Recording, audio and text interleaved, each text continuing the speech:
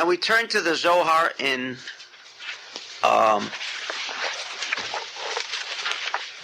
Tazria, where again and I say insignificant because it is so, an insignificant aspect of what happens when a boy is born. It says that the woman is unclean for 33 days. I am referring to, I'll give you the exact chapter so you know what we're referring to. In Leviticus chapter 12, verse 2. If a woman be delivered and bear a man-child, a male, then she shall be unclean 7 days, as in the days of the impurity of a sickness shall be unclean. And in the 8th day the flesh of his foreskin shall be circumcised. And here, on this particular verse, we have for the first time an idea, says the Zohar, because he ties it in with the aspect of giving birth, the connection. And he says, I had a piece of paper in here so I wouldn't have to spend this time. Okay, here it is. Why must there be a circumcision on the 8th day and not before? Because Yom HaShmini is referring to the Brit Kodesh. Now we know that the Eva, the organ, the male sex organ, is Sfirat Yesod. Sfirat Yesod is indicated because Sfirat Yesod means the Vav, and therefore the male sex organ appears as a Vav for no other reason, because it represents Yesod. It represents that bottled up energy which is referred to by a code name Yesod, foundation. Why is it a foundation? Because wherever this Sphira is found, it is as Joseph. From there flows all of the abundance and blessings that the world required. And so the narration about Joseph being in Egypt and being in control and nourishing the entire world was due to one factor. He was Yesod. From Yesod flows all of the abundance to Malchut, to our world. Shehu Shmini lekol hamadregot. And the Brit Milah is to remove the Olah, because by Orlah, the foreskin, is the embodiment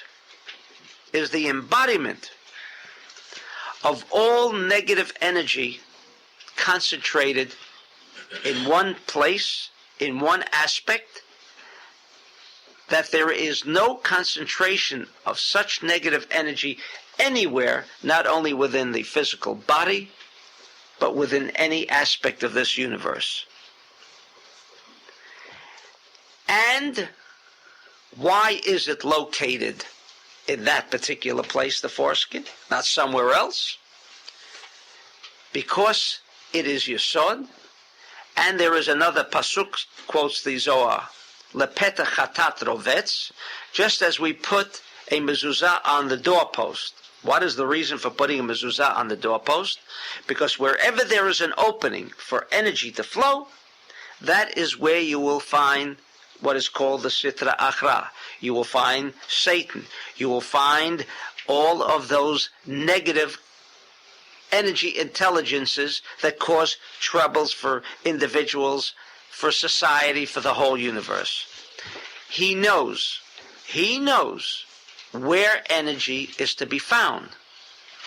And because the highest concentration of energy is to be found in the male sex organ, because there is nothing more powerful than the sperm that can produce an entire generation, an entire human race, as it did with Adam. Intelligent people, different kinds of people. It has this quality, a power that has no equal in our universe. And since from that point flows this kind of energy, there you will find the greatest concentration of negative energy. Ze le'umad ze asa Elokim, said Solomon. Wherever you will find evil, you find good. Both in the same place, as we said with the poison ivy tree. If you want to know where the cure for poison ivy lies, right next to it, in another tree that always grows together with poison ivy. So wherever you find negativity, you will always find its cure of positivity. Therefore, because of this high concentration, which is called the orla, the foreskin, to permit an unadulterated flow of energy, of high-powered energy, the reason for the Brit Milah, is to remove that foreskin.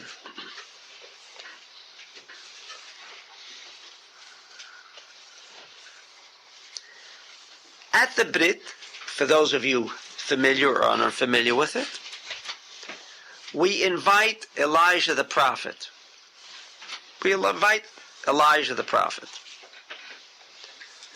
Why is he invited? Because Elijah the prophet made a statement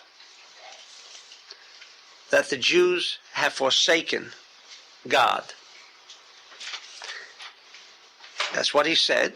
Jews have forsaken God, and meaning they had neglected Brit Milah, and because of that, Elijah now is commanded, not requested,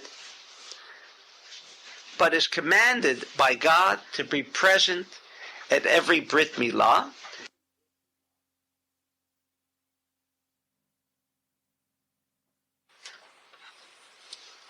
And what we think is only a custom of inviting Eliyahu to the Brit, we shall learn that if he is not invited,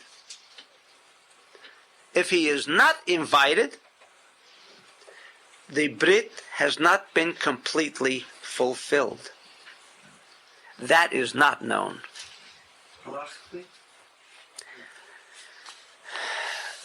Well, according to Rabbi Shimon, and if he can be considered someone who can provide us with halacha,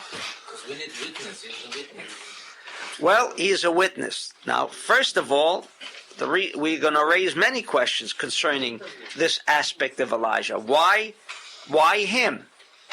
Why him? Furthermore, is this deemed to be a kind of punishment? In other words, because Elijah said the Jews have forsaken the covenant, and therefore he should be punished by demanding his presence to be at every Brit. He was telling the truth. And for telling the truth, is that deemed a reason for him to be punished because he told the truth? And what happens when he's there? Okay, so now he has to be at every Brit. So what? Now he's present. Somebody's telling the truth in his face. What's that? Someone's telling him, don't you see, the Jews have not. But the only place he finds himself present is those who are performing the Brit. Does that mean everybody performs the Brit? He can just as well go to a place where a child has been born, as happens today in many cases, more so even in Russia, where we have personal contact with people who refuse to have circumcision, because if a Holocaust comes again, that would be the one area that they could not determine whether his child would be Jewish or not, and therefore they do not want their children to be circumcised. Because if a Holocaust, and we've heard that, not from one case, and from many cases, and therefore, in Russia in particular, and amongst many Jews, the Brit is not performed. So, when Elijah is invited to be present, he can say, yes, okay, they didn't, but what about all the others who did? Another important question is, how does Elijah get to all of these Brit at the same time? I mean, you can have maybe 50 or 100 throughout the world, and he's got to be present at all of them. Furthermore, if we say he has to be there, we're assuming that it is a punishment. Don't you see, Elijah? There are people performing the Brit. Okay, he agrees. Now there are. I mean, why would Rabbi Shimon say, but if you don't invite him? It is almost as if the Brit had not been performed. Almost, or it's not? Well, I don't want to say completely that it is not performed, but we will learn how much of the Brit was not accomplished. All right? Now, why Elijah? Why Elijah? All of the prophets have always criticized the Jew. Jeremiah, not in this vein, but Jeremiah and Isaiah and many other prophets who reprimanded the Jews for not keeping the mitzvot. Why Elijah? Some connection to Pinchas. Well, the only connection with Pinchas, I don't want to say the only connection because that is the connection, but we're running a little ahead, is that Pinchas or Eliyahu was an incarnation of Pinchas. So there is a strong connection between the two. They both repeated the same words. They would kano kineti. In other words, God is a jealous God, and I took revenge for the sake of God. And they both said the same, recited the same expression. Why 8 days? Why is that so necessary? Says the Zohar in Parshat Tazria, just as there was a Genesis 1, if you recall, we discussed Genesis 1, and I'll have to touch on it briefly again. Genesis 1 saw the creation, 7 days of creation. And only after the 7 days of creation, what does it say? Then Adam, as if Adam wasn't born, we brought out that contradiction. It says male and female, he created them on the 6th day, and yet in Genesis 2, meaning chapter 2, the Bible goes through a complete discourse on how Adam was created. He was assembled from the earth, from the dust of the earth, and therefore he was called Adam because he was taken from Adamah. And then it tells us from a rib of Adam was created Eve. But yet on the 6th day it said already that male and female, he created them on the 6th day of Genesis 1.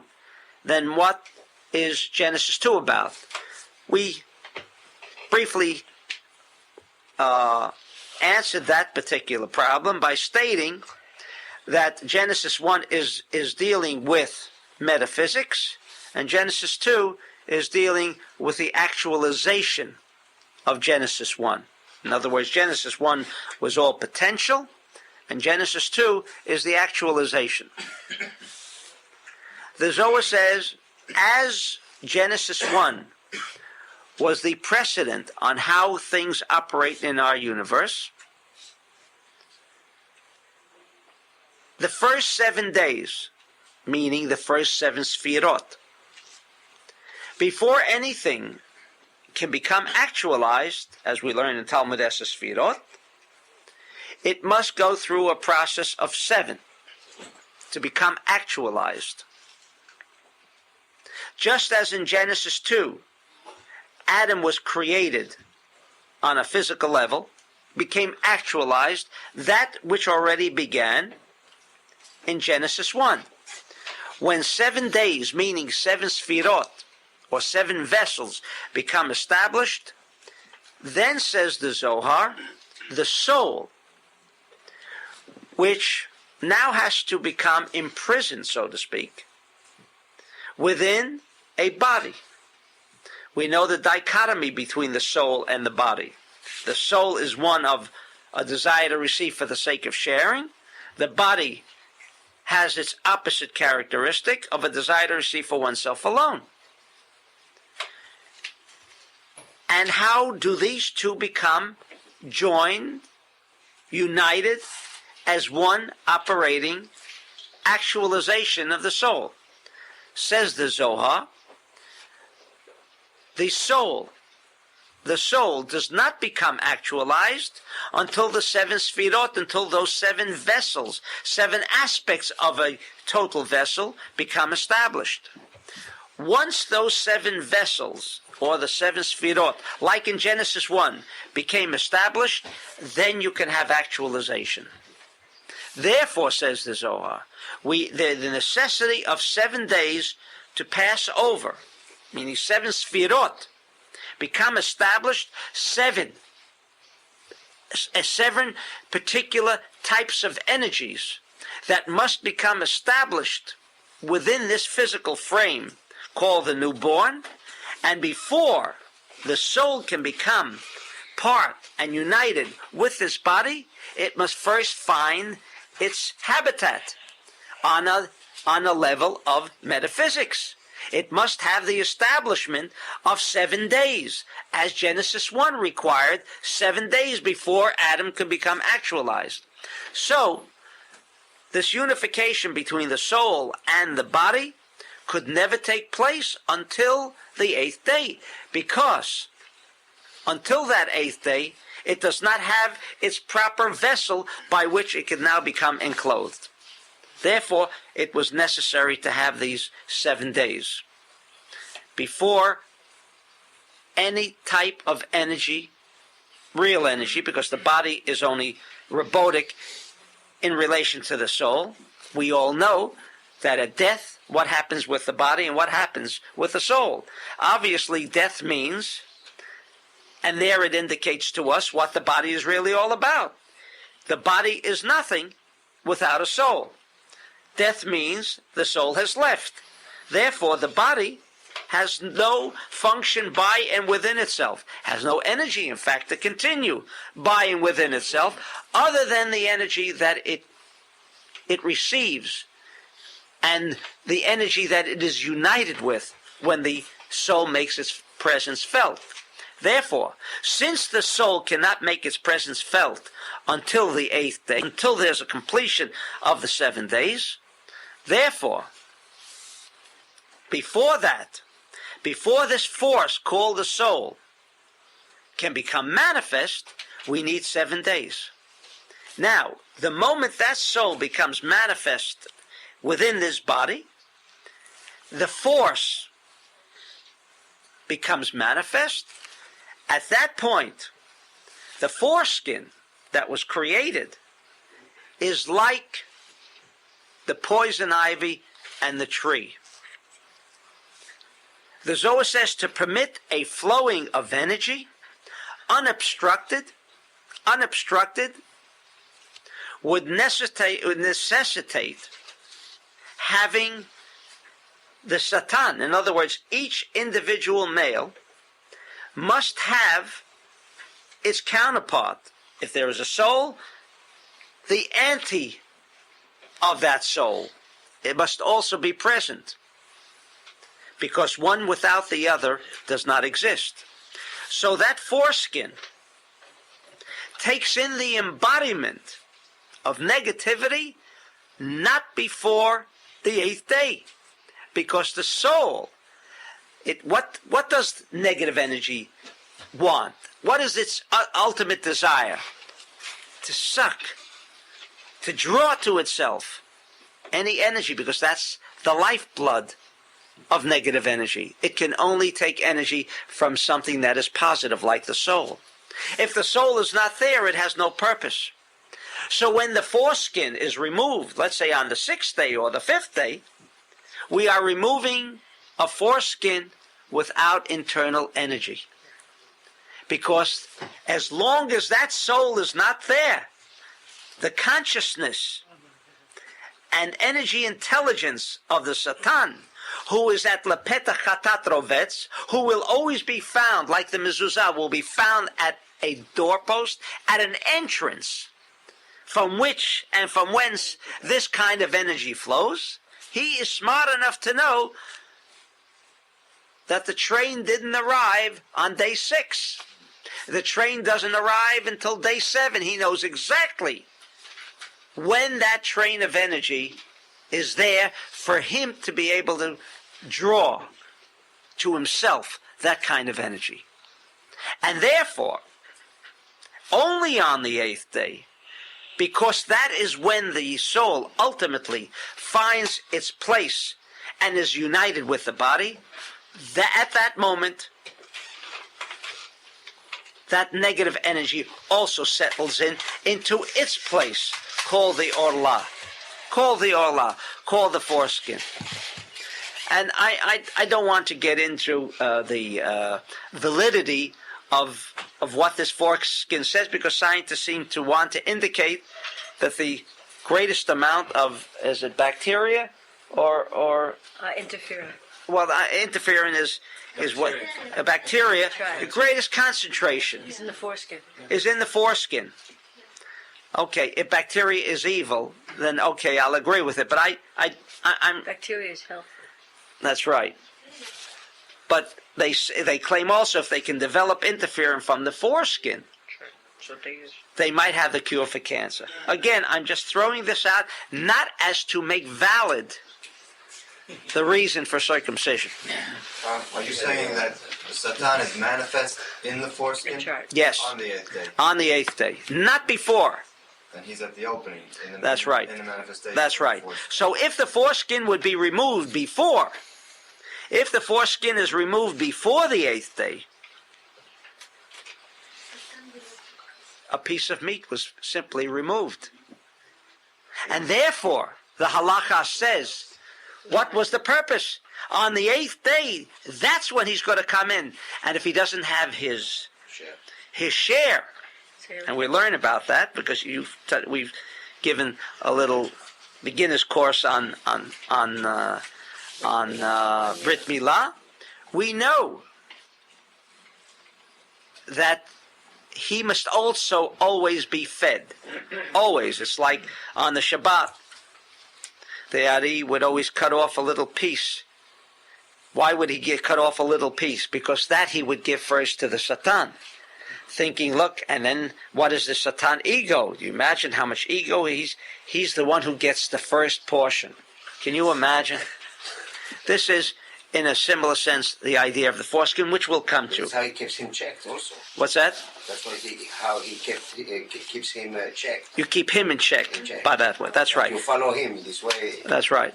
That's right. What happens when the kid is sick and you have to make the brit after?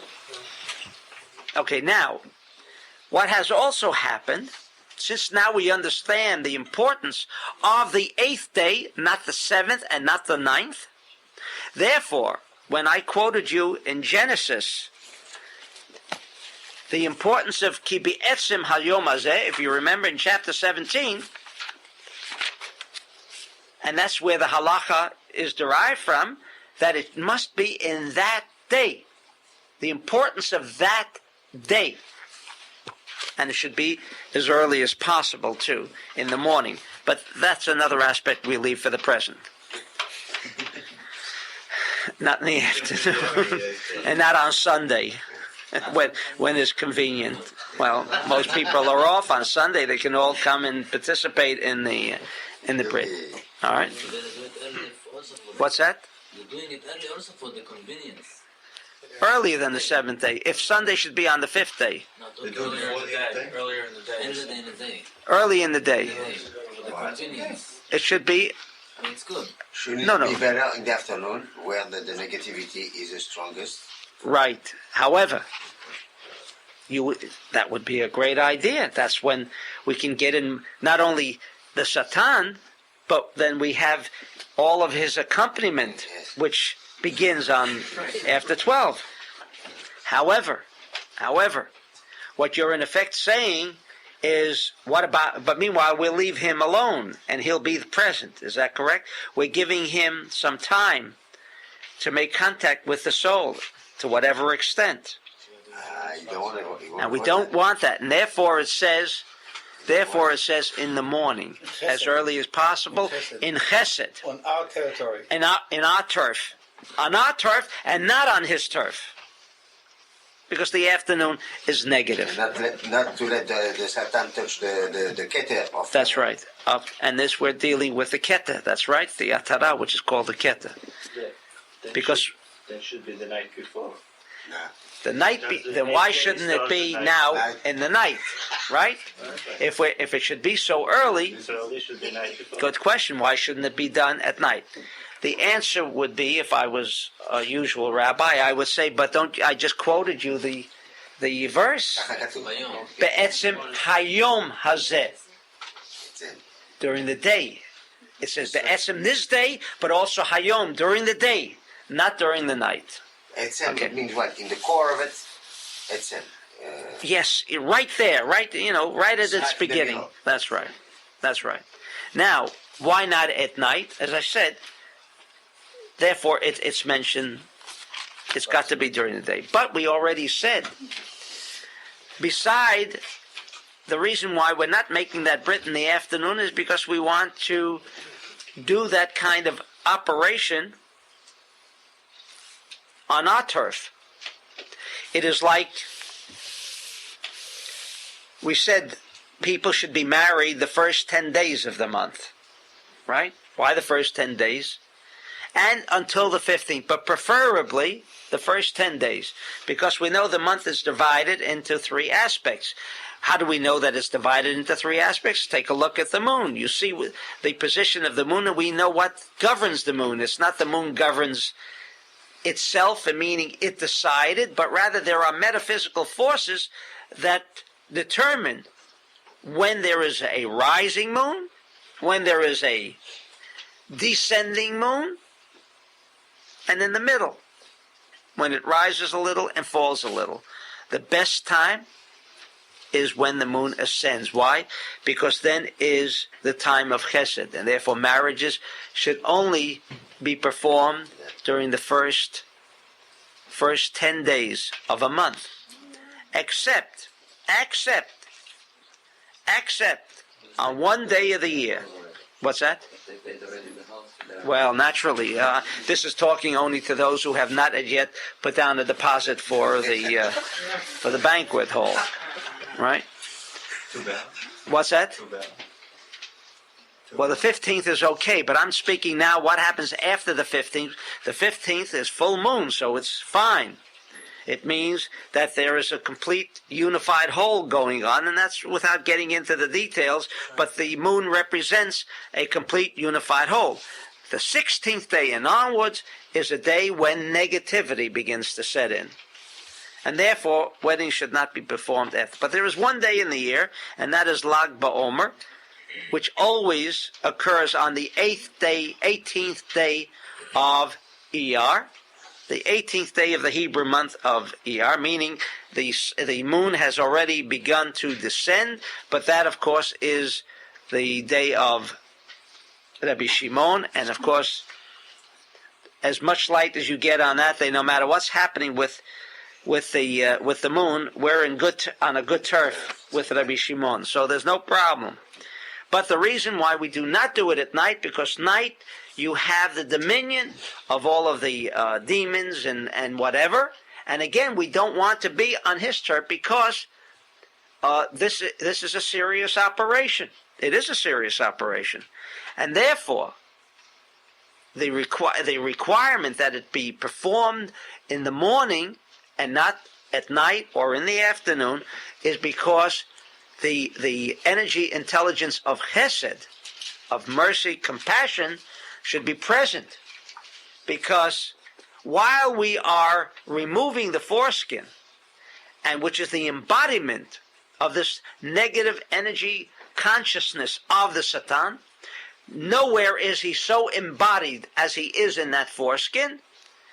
During the evening, since he is present and the soul is present, but it's on his turf that this circumcision is taking place. And therefore, the Torah, when it says during the day and in the morning, should be when everything is taking place on our turf, when Chesed is present. Regarding the wedding or anything else, if that matter, and it's not because it's sitting on my mind. I was thinking about it the other day, as a matter of fact. Don't we say Saf Maaseh Machshavat Echila? Which means? Which means everything that is already integrated in the brain, which is already being cooked, Is already programmed. Okay. That is correct. Now, if two would decide to get married today, when do we start counting the negative time? Suppose I'm going out to the girl, just an example. Don't, And the first and 10 in days the of future, when you meet your bat zug, don't make the decision at the end of the month. Okay, so that particular moment that she and I Decide. decided to go ahead and do it in 3 years from now, it doesn't matter. What date do count? The date that we agreed upon, because of Maaseh. That also is injected because there is Genesis 1 and there is Genesis 2. There is the potential and the actualization. So what I'm suggesting is to be certain that the potential and the actualization should both occur before the 15th day of the month. What is stronger then? Well, I would have to go here. into probably how many discussions on actualization. We discussed that again so fully. Which is more important, the fruit or the seed? Well, is the seed? Do you eat seeds or you rather eat the fruit? Okay, so that's the chicken and the. So this is not the place for us. Right, that's catch-22. We can't get into that discussion. No. What about if it's on the 8th day? Most of the times it won't be full 7 days. Does it not count? As long as there is it must be at least 7 days that have gone by. You're saying it's not complete. Let's say, that's right, but because the child, let's say, was born in the afternoon, okay? Child was born in the afternoon. That day already counts. Because, that's right. It shouldn't be 24 hours. That's right. It does not require 24 hours. It requires day. In its sunset. What's that? 7 sunset. Yes. Yes, it requires 7 sunsets. That's correct. That's right. That's right. I Yes. don't ask this because abortion is a hot topic now, but what implications does this have for, Has nothing to do with it at all? that The conversation. soul, I'm We are discussing now Baruch Hashem, a perfectly healthy baby that has emerged, and we are discussing now the implications of the actualization of the soul. In other words, the soul it's there, it's just not working until you... That's right. We're talking now of the actualization of the soul. Now, the question of when the soul entered is not for our discussion. We are now coming to the conclusion, according to the Zohar in Parshat Tazria, that the actualization of the soul becomes on the 8th day. All right? Therefore, another aspect, only from my own experience, and I'd like to share that with you, is in many cases, the doctor and little boys come out, and many times, maybe more cases than none, they are a little yellow. There is no greater klipa, and I use the word klipa, I'm not using it loosely. I have never seen a greater klipa on behalf of the doctors to immediately delay the circumcision. I have found the reverse when it comes to performing a kind of operation which involves $2,000, $3,000, $50,000. speed is and the necessity and the immediacy of it is so prevalent. I mean, you can't wait another day. However, when it comes to this aspect, I see it's always the reverse. Delay. And therefore, in concluding this first session, one should depend on a very competent mohel. He knows more than the doctor in that respect of whether the child is prepared or capable of handling the Brit Milah or not. And it should not be left to the doctor. If the mohel says it should be left to the doctor, then it should be left to the doctor. But the one who should be consulted first and foremost is the mohel. And we'll come back. We'll have a short break. I have two problems here. I guess one.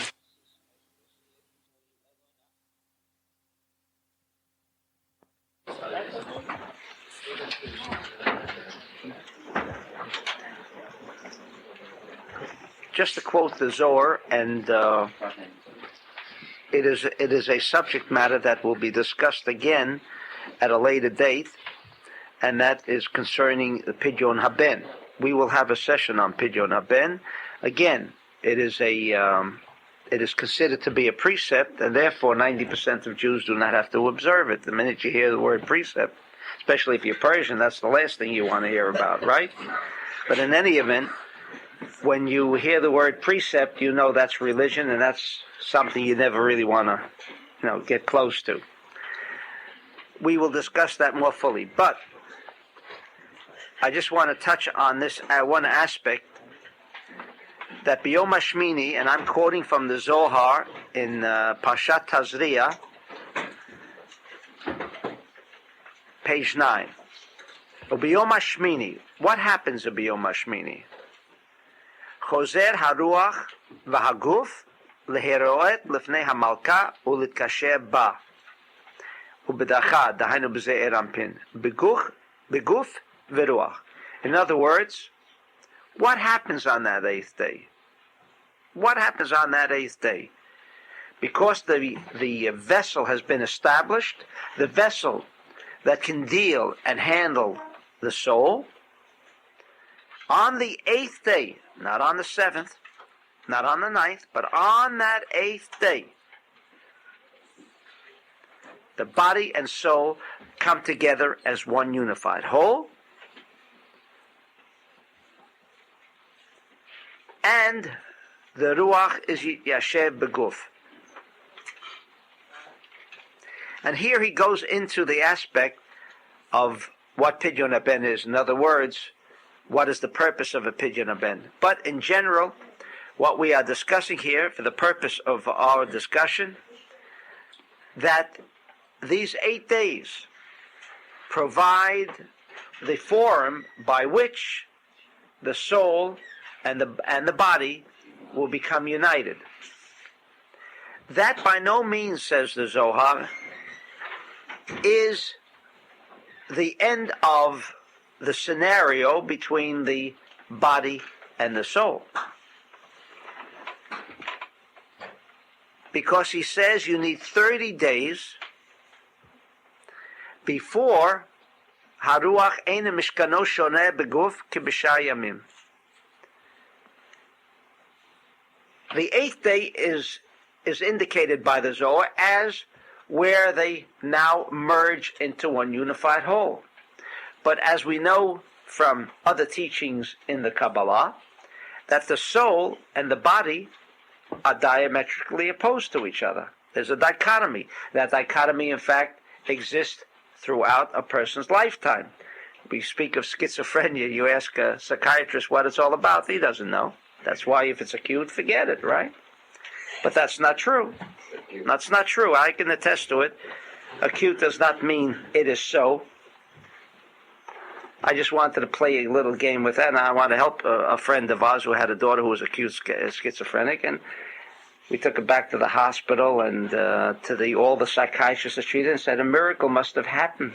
She's no longer acute. Chronic. But in any event, what is that all about?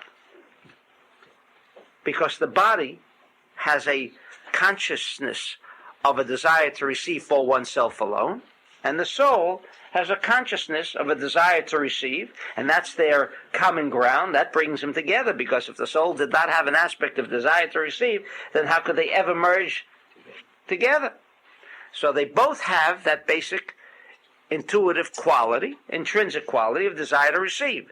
However, as opposed to the body's desire to receive for oneself alone, the soul has this intrinsic quality of a desire to receive for the sake of sharing. And the Zohar says, now that they have been brought together, now the trouble begins, because you have united two energy consciousness that are opposing. In fact, each one is making an attempt to swallow the other one. And therefore, the Pidyon Haben, which takes place, and we'll learn why that is so important, but until it takes 30 days, a completion of 30 days, before that soul settles in with the body and becomes acclimated and kind of learns all of the rough turf that it's going to encounter throughout its life. But this is the quarrel that goes on. That's why we're told we're all potential schizophrenics, right? What do you mean we're all potential? What do you mean we're all potential? So why does one yes and one no? If we're all potential, we should all be schizophrenic. What do you mean potential? Well, it didn't become actualized. What does actualization mean? If society can't deal with us, then we're actualized. If society can deal with it, don't disrupt society too much, then it's not actualized. I mean, this is so ludicrous. I mean, you determine the extent of whether one has a problem or not, and whether he can acclimate and deal with society. All right. In any event, what we are discussing insofar as circumcision is concerned, and insofar as the Pidyon Haben, or 30 days, meaning in any child, whether the child is a firstborn or not, until 30 days, the Gemara says there is always a question of whether that child will live or not. Why? Because those first 30 days are critical. Why is it critical? And it's in medical knowledge, it's true too. The first 30 days is critical. What's that? Crib death is part of it? No, crib death is something else. Oh, they call that because they don't know what it's about, right? Okay. Between the 30 days, the end of the 30 days is like Yom Echad. All right, I don't know if everybody knows what you're saying. Well, it's a oneness. What's that? It becomes a oneness, meaning now the soul at the end of that 30-day period has learned all of the dirty tricks of the body, and it has survived, and now it can deal with it. Why 30 days? It requires 30 days. Why do we need 30 days in the month? When you give me that answer, you have your answer. But you didn't ask me why there are 30 days in the month. I mean, it takes 30 days for the moon to rotate around, right? Do you know why? It's the same idea. It's the same idea. In other words, I don't want to go into that aspect because we're dealing with circumcision. I'd have to then go into a complete description of 30 days. The 30 days means a totality as well. It means 10, 10, and 10, but that wouldn't mean anything to you, right? So I'd have to go into it, and I don't want to move off the base here. Now, when a case whereby a child cannot have that brit, then someone in the intermission said, but that would be unfair. I mean, not all children are well on the 8th day, and therefore the brit is sometimes delayed, both by the mohel and the doctor. They both agree that the child is not prepared to have the circumcision. Satan is not going to be fair. What's that? The Satan is not going to be fair. He's not going to wait. Right, and that represents a problem. It does absolutely represent the problem, because he is now present. He has not been removed. He has not been, what's the expression, snipped in the bud. Right? The bud is on that 8th day. He has not. He's now been given an opportunity to entrench himself. Then, when the Olah is removed, it is like everything else, where he's gone beyond his sphere, his turf, which is the Olah, which is the foreskin. But the reason we can't question of whether it's fair or not, and I'm not saying because God in his mysterious ways knows what he's doing, because we don't accept that. But since we know that a child appears wherever he does appear based on his prior incarnation. In other words, a tikkun process for a particular child is by the producer placed in that kind of environment, those kind of circumstances, whereby he can ultimately achieve his tikkun. And part of his tikkun is to be faced with this problem of where the Satan has been given an opportunity to become entrenched, and he was not removed right at the outset. Therefore, when problems, and they will occur, and I have found that also in experience, that will only be an opportunity for that child who has studied reincarnation, that child who has studied a little about circumcision. Therefore, he will be better equipped to deal with whatever is happening, because he will know exactly why things are happening, and then not have to go off far-fetched into other areas, seeking the methods by which he can extricate himself from problems.